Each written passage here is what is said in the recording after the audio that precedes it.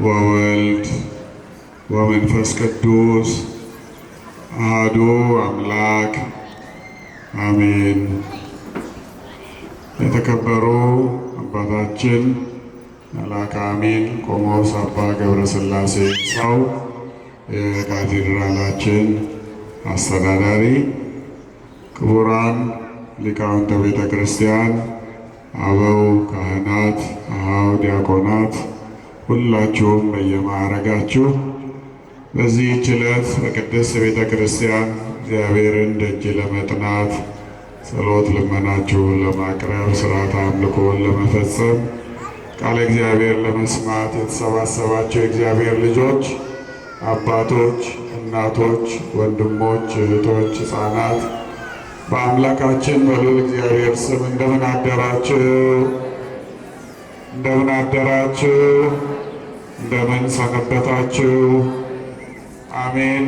ሁላችንንም በቸርነቱ ጠብቆ ለዛሬ ያደረሰን በቤቱ የሰበሰበን ኃጢአታችንን፣ ክፉ ሐሳባችንን፣ ክፉ ንግግራችንን ሳይቆጥር በቸርነቱ ዕድሜ ጨምሮ ለዛሬ ያደረሰን በቤቱም የሰበሰበን አምላካችን ስሙ ለዘላለም የተመሰገነ ይሁን።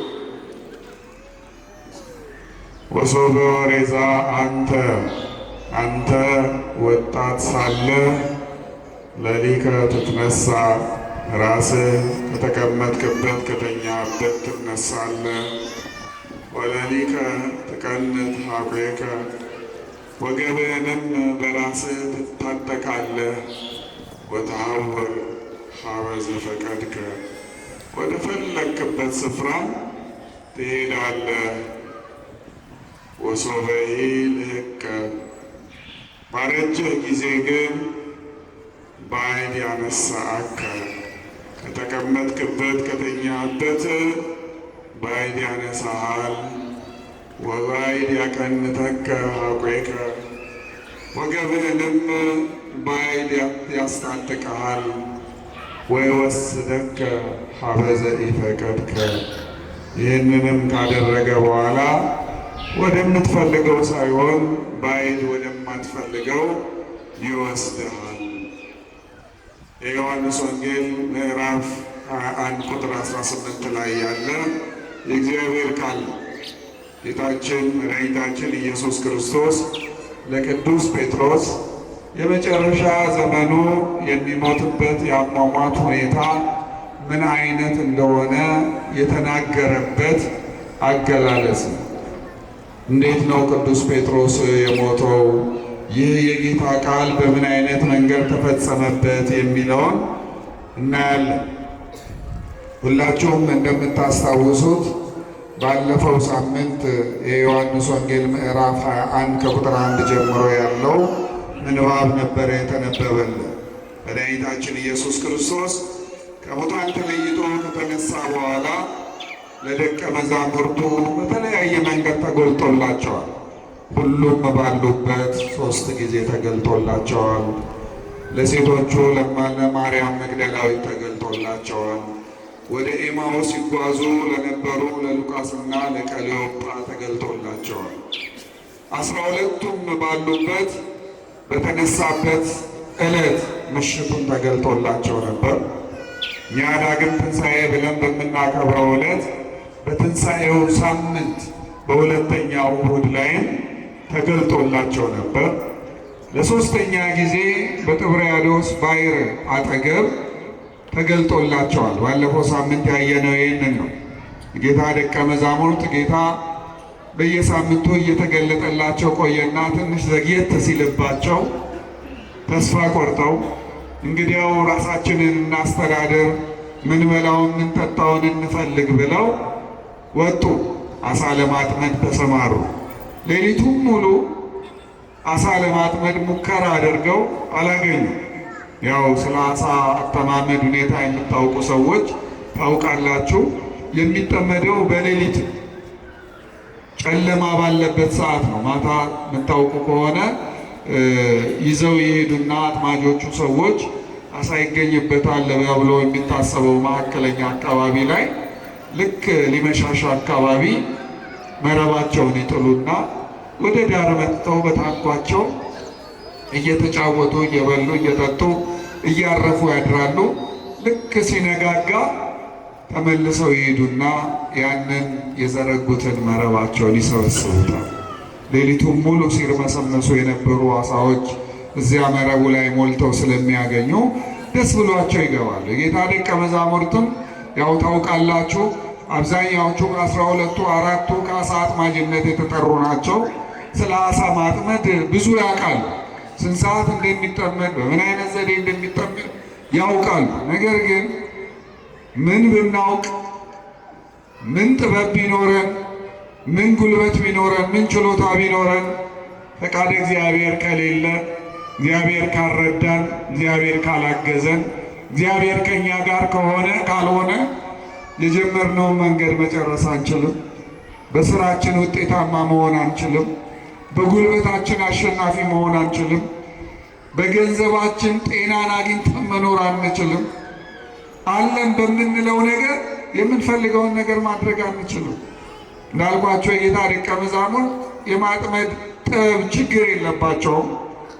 ረድኤተ እግዚአብሔር ከእነርሱ ጋር ስላልነበረ ግን ጌታ ይመግበናል ብለው ባሉበት ከመቀመጥ ይልቅ ራሳችንን እንጠብቅ ብለው እርሱን ትተው በመውጣታቸው አልተሳካላቸውም።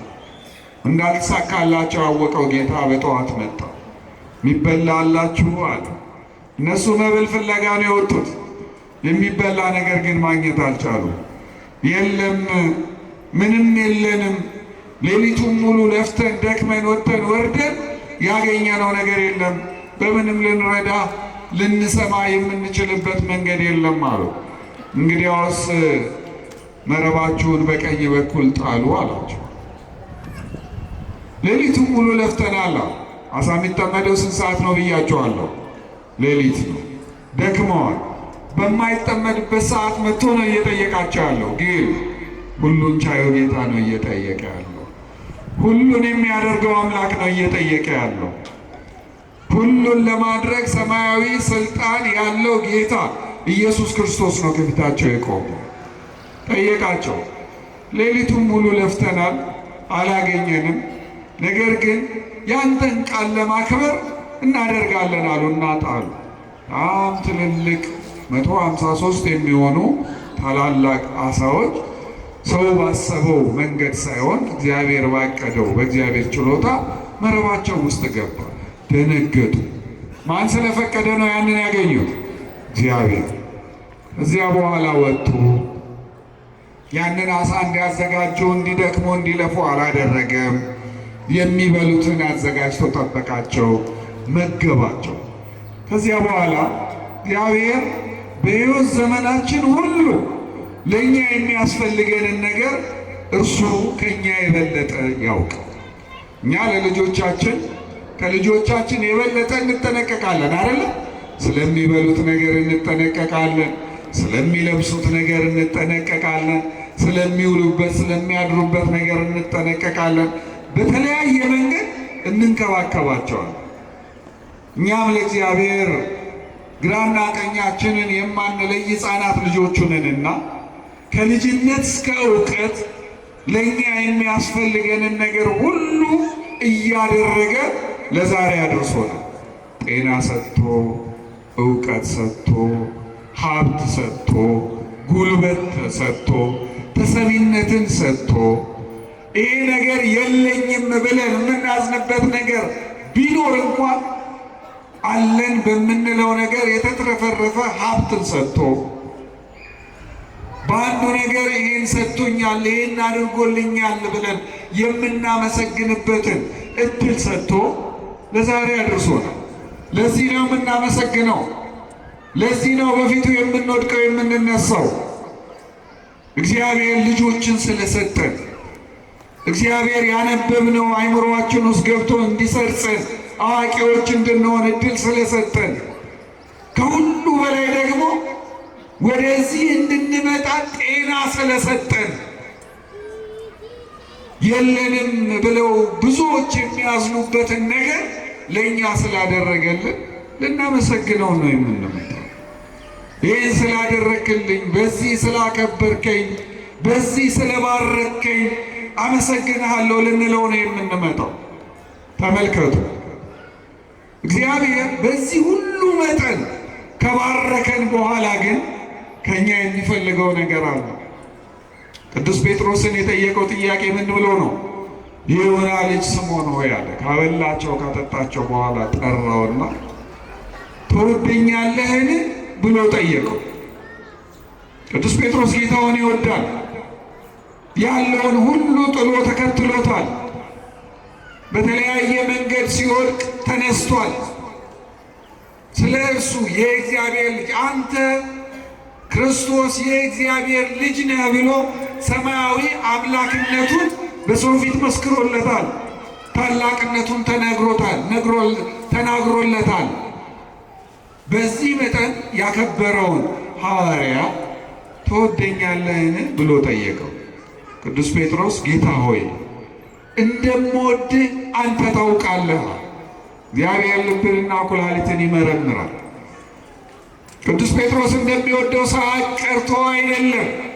ነገር ግን ያ የሚያውቀውን ነገር በአፉ አውጥቶ እንዲመሰክር ስለፈለገ ነው። የሰው ድህነት ከዚህ ነው የሚነሳው። ሰው ኢየሱስ ክርስቶስ የእግዚአብሔር ልጅ መሆኑን በልቡ ቢያምን በአፉም ቢመሰክር ይድናል። የእግዚአብሔር ልጅ እንደሆነ ከልባችን እናምናለን፣ በየአደባባዩም እንመሰክራለን።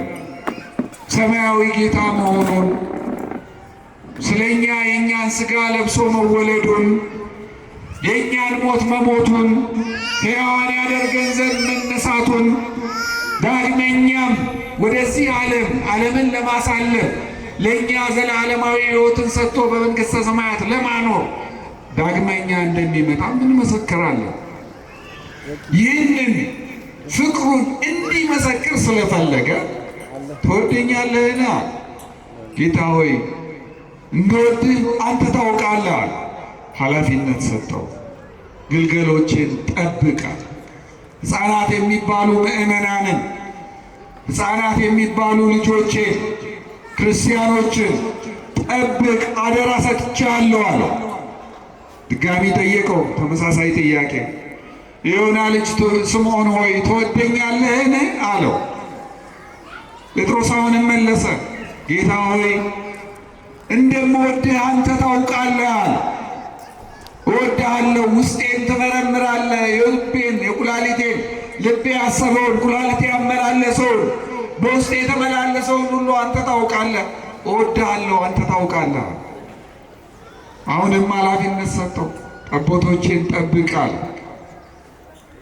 ወጣቶች ምዕመናንን በራሳቸው የሚንቀሳቀሱትን የሚወጡት የሚወርዱትን እንዳይስቱ፣ ከሃይማኖት እንዳይወጡ፣ እግዚአብሔርን የሚያሳዝን ነገር እንዳይሰሩ፣ በኃጢአት እንዳይመላለሱ ምክር፣ አስተምር፣ ጠብቅ ብሎ ለወጣቶችም ኃላፊነትን ሰጠ። ሦስተኛ ጊዜ ጠየቀው፣ የዮና ልጅ ስምዖን ሆይ ትወደኛለህን አለው። ይህን ጊዜ ቅዱስ ጴጥሮስ አዘነ። ባያምነኝ ነው እንዴ ደጋግሞ የሚጠይቀኛል? ምክንያቱም ችግሩን ያውቃል።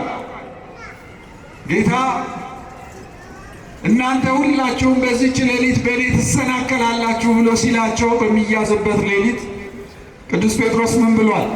እነዚህ ሁሉ ቢሰናከሉ እኔ አልክድም፣ አልተውም፣ አልሰናከልም፣ ካንተ አልለይም ብሎ ነበር። ተመልከቱ፣ ሌሎቹም ደቀ መዛሙርት አሳልፎ ማለት ነው። ጌታ በተያዘበት ሰዓት እስከ መስቀሉ ድረስ አብሮ የነበረ ደቀ መዝሙር ማን ነው? ቅዱስ ዮሐንስ። ቅዱስ ዮሐንስ ወልደ ነጎድጓድ፣ ቅዱስ ዮሐንስ ወንጌላዊ፣ ሐዋርያው ቅዱስ ዮሐንስ። እነዚህ ሁሉ እነ ዮሐንስ እንኳን ቢክዱ፣ እነ ያዕቆብ እንኳን ቢክዱ ይለዩ፣ እኔ አልለይህም ብሎ ነበር። ጌታ ሲያዝ ግን ጠፋ። መጀመሪያ ላይ ትንሽ ሞከረ፣ ሳይችል ሲቀር ጠፋ። በሩቁ ሄደ፣ ሸሸው። ከዚያ በኋላ ተለይቶት በሩቁ እየተከተለ ሳለ ዶሮ ሲጮህ ጌታ የተናገረው ቃል ትዝ ብሎት አለቀሰ። መራራ ልቅሶን አለቀሰ ነው የሚለን መጽሐፍ። እግዚአብሔር ንስሐውን ተቀበለ። ይህችን ታሪክ ያውቅ ስለነበረ ቀድሜ እወድሃለሁ አልለይህም ብዬ አላውቀውም ብዬ ስለካድኩኝ ቃል ስለተናገርኩኝ ያንን ቆጥሮብኝ ነው ወይ? በዛ አይነት መንገድ አይቶኝ ነው ወይ? ይህንን ደግሜ ደጋግሜ እወድሃለሁ እንደምወድህ በልቤ ያለውን አንተ ታውቃለህ ብሎ ያልተቀበለኝና ሦስተኛ ጊዜ ያለኝ ብሎ ንግግሩን ምላሹን አጠነከረ። ጌታ ሆይ አንተ ልቤን ታውቃለህ፣ እንደምወድህም አንተ ታውቃለህ። አሁን ትልቁን ኃላፊነት ሰጠው። በጎቼን ጠብቅ፣ በጎቼን ጠብቅ። ትልልቆቹ ምዕመናንን፣ ጎልማሶቹን፣ አረጋውያኑን፣ ሀገር የሚመሩትን የሚያስተዳድሩትን፣ ማህበረሰብ የሚመክሩትን የሚመርቁትን፣ ለማህበረሰብ መሪ ናቸው ፊት አውራሪ ናቸው የሚባሉትን ሕዝብን በአግባቡ እንዲመሩ ሀገርን በአግባቡ እንዲያስተዳድሩ የተጣላውን በአግባቡ የሚቆጡትን ተቆጥተው ይቅርታ እንዲል የሚያነሳሱትን ተው ብለው የሚያስታርቁትን በጎቹን ጠብቅ አለው። ተመልከቱ፣ እግዚአብሔር ለወጣቶቹም ለሕፃናቱም ለአረጋውያኑም እኩል አምላክ ነው። ካህናቱንም የላከው ለእኛ ሕይወት ነው። ሁላችንንም በሚገባን መንገድ እንዲያስተምሩን፣ በሚገባን መንገድ እንዲመክሩን፣ ቃለ እግዚአብሔርን እንዲነግሩን በአጠቃላይ በሕይወት ዘመናችን የሚገጥሙንን ችግሮች እያነሱ ከክፉ ነገር እንድንርቅ እንዲያስተምሩን በቅዱስ ጴጥሮስ አባትነት እግዚአብሔር ለካህናት ስልጣንን ሰጥቷል።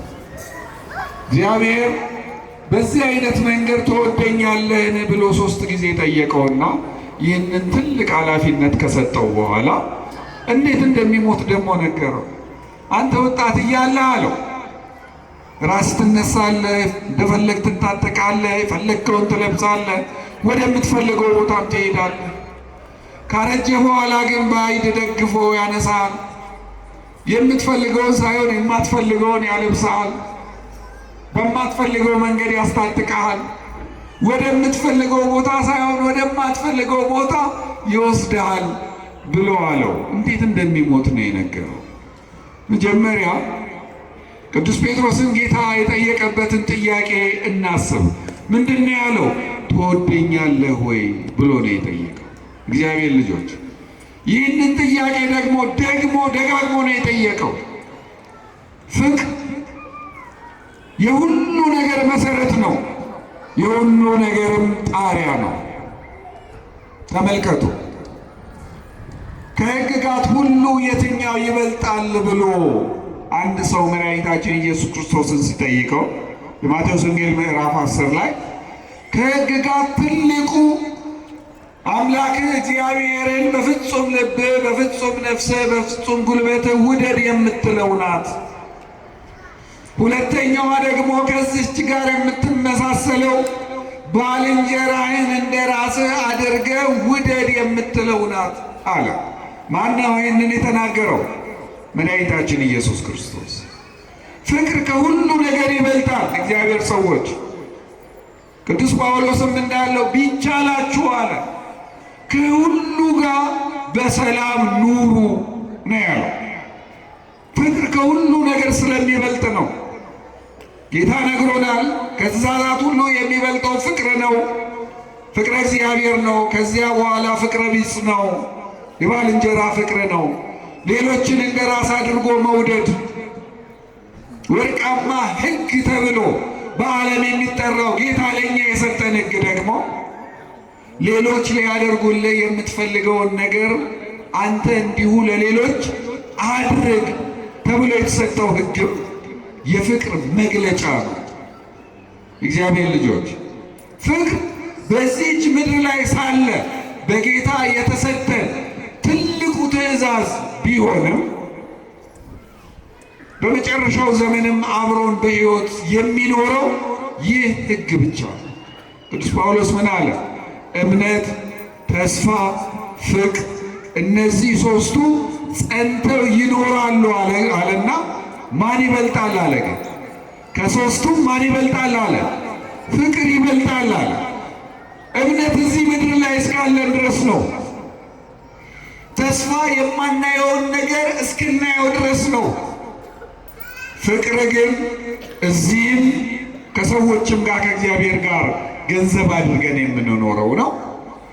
በሰማይም ኑሮአችን ሰማያዊውን አባታችንን አምላካችንን በፍጹም ልባችን ወደን አክብረን የምንኖርበት ትልቁ ሕጋችን ስለሆነ ነው። ቅዱስ ጴጥሮስን ደጋግሞ የጠየቀው ለዚህ ነው። ትወደኛለህን? ትወደኛለህን? ትወደኛለህን? ያለው እግዚአብሔር ልጆች፣ እግዚአብሔር በዚህ መጠን ሁላችንን ይጠይቃል። ምንድን ነው የምንመልሰው? ታውቃላችሁ፣ ብዙዎቻችን ከእግዚአብሔር አስበልጠን የምንወዳቸው ብዙ ነገሮች አሉ። ከእግዚአብሔር አስቀድመን ቦታ የምንሰጣቸው ብዙ ነገሮች አሉ። እነዚያ ነገሮች ግን ያልፋሉ። እነዚያ ነገሮች ግን ዘመን ያልፍባቸዋል፣ ዕድሜ ያልፍባቸዋል። ተፈላጊነታቸውም ያንን ያህል የማይሆንበት ዘመን ይመጣል። ፍቅረ እግዚአብሔር ግን ዘለዓለማዊ ነው። እግዚአብሔርን ወደን እግዚአብሔርን አክብረን በፍጹም ልባችን አፍቅረን የምናገኘውን ጸጋ ምድር ላይ አሉን በምንላቸው ነገሮች ልናገኘው አንችልም። ስለዚህ ፍቅረ እግዚአብሔርን ገንዘብ እናድርግ። ስለ እግዚአብሔር ፍቅር ያጣነው ምን ነገር አለ? ተመልከቱ። የእግዚአብሔርን ፍቅር በማስቀደም በሕይወት ዘመናችን ሁሉ ልንኖር ያስፈልገናል። አለበለዚያ ለቅዱስ ጴጥሮስ እንደተናገረው እንደፈለግን የማንኖርበት ዘመን ይመጣል። የፈለግነውን የማንለብስበት ዘመን ይመጣል። ወደ ፈለግንበት መሄድ የማንችልበት ዘመን ይመጣል። ታውቃላችሁ፣ የፈለገ ይሄ ነገር አለን ብንል ያ አለን የምንለው ነገር በምድር ላይ ሊሰጠን የሚችለውን ጥቅም ማግኘት የማንችልበት ደረጃ ላይ እንደርሳለን። አንዳንድ ሰዎች ብዙ ሀብት እያላቸው ብዙ ንብረት እያላቸው ግድ የለም ሌላ ቦታ ሄጄ ጊዜ አሳልፌ ልምጣ ብለው ትኬት ቆርጠው መጓዝ ቢችሉ መጓዝ አትችልም የሚባሉ ሰዎች አሉ። ብዙ አሉ። በጤና ሊሆን ይችላል፣ ከባልንጀሮቻቸው ጋር ባለመስማማት ሊሆን ይችላል፣ ከአንዱ ጋር በጀመሩት ጠብ ፍርድ ቤት ባለባቸው ችግር ሊሆን ይችላል። ተመልከቱ፣ አለን የሚሉት ነገር የሚፈልጉትን ነገር ይሰጣቸዋል? አይሰጣቸውም። ተመልከቱ፣ የፈለገ ነገር ሙሉ አስቤዛ ኪችን ስቶራችን ላይ አለ ብንል መብላት የማንችልበት ደረጃ ላይ ልንደርስ እንችላለን። አንዳችን ምንበላው ላይኖረን ይችላል። አንዳችን ደግሞ ያማረንን መብላት ላንችል እንችላለን። ተመልከቱ፣ እግዚአብሔር ጤና እስከሰጠን ድረስ፣ ጉልበት እስከተሰጠን ድረስ፣ ሀብት እስከሰጠን ድረስ እርሱን አክብረን ያንን ይዘን ልንኖር ይገባል። እግዚአብሔር ሰዎች እግዚአብሔር ሰጥቶኛል፣ እግዚአብሔር ይህን አድርጎልኛል፣ እግዚአብሔር ፈቅዶ ይህንን ወደ ሕይወቴ አምጥቷል ብለን አመስግነን የምንቀበል ከሆነ እግዚአብሔር የሰጠንን ነገር በጤና እንድንጠቀመው ያደርገናል። አለበለዚያ ግን ያንን መጠቀም አንችልም። ታውቃላችሁ፣ ነግሮታል ቅዱስ ጴጥሮስ። እኛ አሁን የፈለግነውን ማድረግ በምንችልበት ሰዓት እንደው ከላይ የምንለብሰው የዚህ አይነት ቀለም ቢኖረው፣ ቦርሳችን የዚህ አይነት ቀለም ቢኖረው፣ ጌጣችን የዚህ አይነት ቀለም ቢኖረው ብለን አስበን ልናደርግ እንችላለን። እንዳለው ነው መጽሐፉ። ካረጀም በኋላስ ሱፍ ልልበስ ብንል መልበስ ላንችል እንችላለን። ከረባት ላድርግ ብንል ማድረግ ላንችል እንችላለን። እኛ መልበስ የምንፈልገው ሌላ ነገር ግን እንድንለብስ የሚፈለገው የሆስፒታል ቢጃማ ሊሆን ይችላል። ተመልከቱ፣ ያ ዘመን ይመጣል አለ ለቅዱስ ጴጥሮስ። ለምንድን ነው የነገረው? የሚሞተው በዚህ አይነት በሚፈልገው ሳይሆን በማይፈልገው ሄዶ እንደሆነ ሊያስረዳው ነው። ቅዱስ ጴጥሮስ በሰማዕትነት ያለፈው 65 ዓመተ ምህረት ላይ ነው። ሮማ አደባባይ ላይ ቁልቁል ተሰቅሎ መስቀል ላይ ላለመሰቀል ግን የራሱን ጥረት አድርጎ ነበር። በሮማ አደባባይ እያስተማረ ሳለ ሊይዙት የሚፈልጉ የሮማ ወታደሮች መጡ። ሲመጡ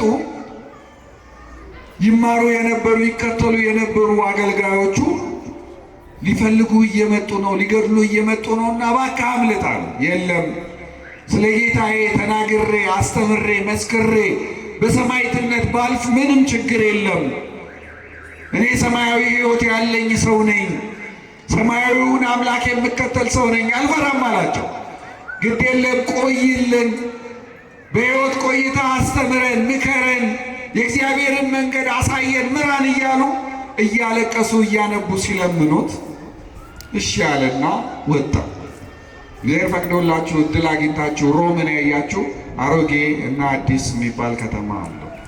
አሮጌው ክብ ነው፣ ግንብ አለው ታውቃላችሁ።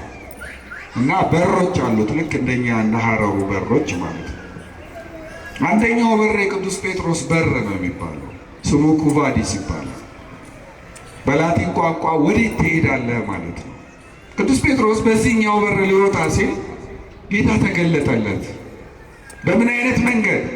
በዕለተ ዓርብ ሰውነቱን ተገርፎ ልብሱን ተገፎ መስቀል ተሸክሞ እየተንገላታ እንደነበረው ወደ ቀራንዮ ይጓዝ እንደነበረው መስቀሉን ተሸክሞ በዛ በር በኩል ወደ ሮማ አደባባይ እየወጣ ታየው።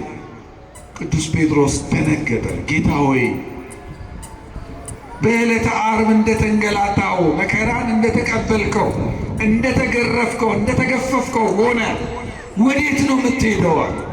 አዎ በዕለተ ዓርብ ይህንን ሁሉ መከራ ተቀብዬ ዓለምን ከወደቀበት አንስቻለሁ፣ ሕያው አድርጌያለሁ። በሮማ አደባባይ ያንን የኔን ቤዛነት፣ የኔን መድኃኒትነት፣ የኔን የዓለም አዳኝነት መስክሮ መሰቀል የሚችል ሰው ስለጠፋ ወደ ሮም ድጋሚ ይሄዳለሁ።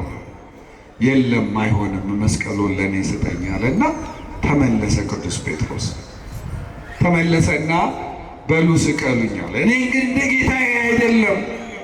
ጌታዬ አይደለም፣ ቁልቁል አድርጋችሁ እሱን ወደ ላይ ነው፣ እኔን ግን ጭንቅላቴን ወደ ታች እግሬን ወደ ላይ አድርጋችሁ ስቀሉኝ አለና በዚህ አይነት መንገድ ተሰቀለ።